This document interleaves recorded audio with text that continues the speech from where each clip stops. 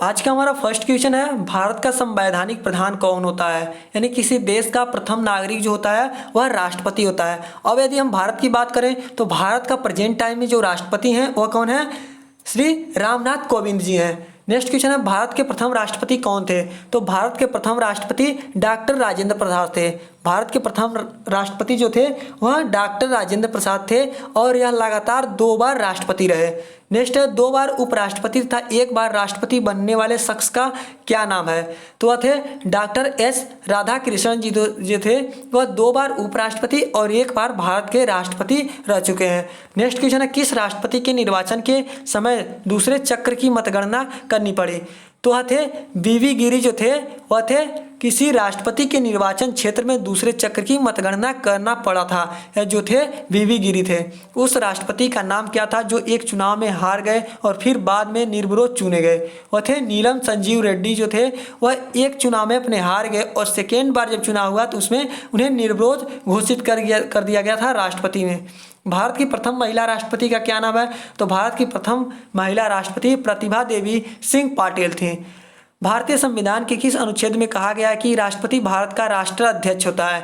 तो अनुच्छेद जो 52 है उसमें कहा गया है कि भारतीय संविधान के 52वां अनुच्छेद में यह कहा गया कि राष्ट्रपति जो होता है भारत का राष्ट्राध्यक्ष होता है। भारत का प्रथम नागरिक किसे कहा जाता है। तो इसे हमने पहले क्वेश्चन में रिपीट कर चुके हैं कि भारत का प्रथम नागरिक जो होता है वह भारत का राष्ट्रपति होता है। भारत की समस्त कार्यपालिका शक्तियाँ किस में निहित हैं। तो भारत की समस्त कार्यपालिका शक्तियाँ जो हैं वह राष्ट्रपति में निहित होता है। नेक्स्ट है, भारत के राष्ट्रपति पद की योग्यता क्या होनी चाहिए। तो भारत की राष्ट्रपति पद की योग्यता जो होनी चाहिए वह क्या होना चाहिए, 35 वर्ष की आयु पूरी कर चुका हो।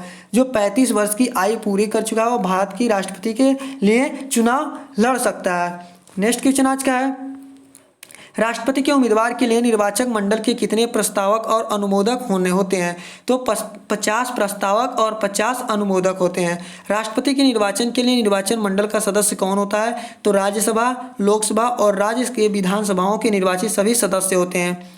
नई व्यवस्था के तहत किन केंद्र शासित राज्यों की विधानसभा के निर्वाचित सदस्यों को राष्ट्रपति के निर्वाचन मंडल में शामिल किया गया है। तो दिल्ली और पंडिचेरी के जो हैं केंद्र शासित राज्यों की विधानसभा के निर्वाचित सदस्यों को राष्ट्रपति के निर्वाचन मंडल में शामिल किया गया है। कोई व्यक्ति कितनी बार राष्ट्रपति पद के लिए निर्वाचित हो सकता है। तो जितनी बार वह निर्वाचित हो सके।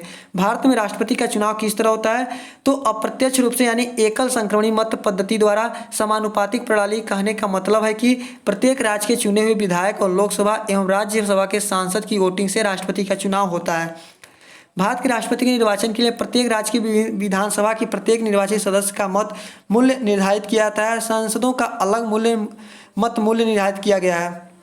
नेक्स्ट है, राष्ट्रपति का कार्यकाल कितने सालों का होता है। तो राष्ट्रपति का कार्यकाल जो होता है वह 5 वर्ष का होता है। राष्ट्रपति का मासिक वेतन कितना निर्धारित किया गया है। तो 2 लाख रुपए जो है आयकर से मुक्त है राष्ट्रपति का मासिक वेतन। सेवानिवृत्ति के बाद भारत के राष्ट्रपति को कितना सालाना पेंशन दिया जाता है। तो वार्षिक जो पेंशन जाता है 9 लाख रुपए दिया जाता है भारत के राष्ट्रपति को।